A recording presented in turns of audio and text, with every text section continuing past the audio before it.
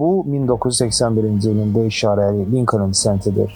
Amerikanın ən kiçik pul nominalı olsa da, ən çox toplanan, ən çox dəyər verilən də elə budur. Bu buraxılışdan olan nümunələrin hansı hallarda hərrac evlərində inanılmaz qiymətlərə satıldığını biraz da danışacağam. Bu sentin 95% mis 5% sink tərkibli planşetə döyüldüyü sonuncu il olub. Belə ki, növbəti ildən mis qiymətləri bahalaşdığından US Mint, yəni ABŞ zərbxanası nazik qat mislə cilalanmış sink sentlərə keçib.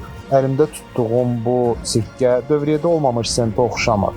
Məncə bunu məndən əvvəl sahibi olmuş şəxs hansısa maddə ilə patinadan təmizləyib. Bununla belə zərbxana parlaqlığı qismən də olsa bəzi yerlərdə, əsas da Lincoln'un baş hissəsinin ətrafında qorunub saxlanıb. Yadınızda qalsın, nadir qəpiklərinizi heç bir halda təmizləməyin. Çünki onları beynəlxalq sertifikasiyadan keçirəsi olsanız, bunu müdaxilə kimi qiymətləndirib MS dərəcəsi verməyəcəklər və beləcə nadir sikkəniz dəyərdən düşəcək. Görünüşü pozan əsas element burada Lincoln'un yanağında olan bu tünd patinadır. Qiymətə gəlincə yalnız dövriyyədə olmamış qırmızı parlaqlıqlı qüsursuz nümunələrə tələbat var. MS 63-65 dərəcələri arasında qiymət $3 $20 arası dəyişir.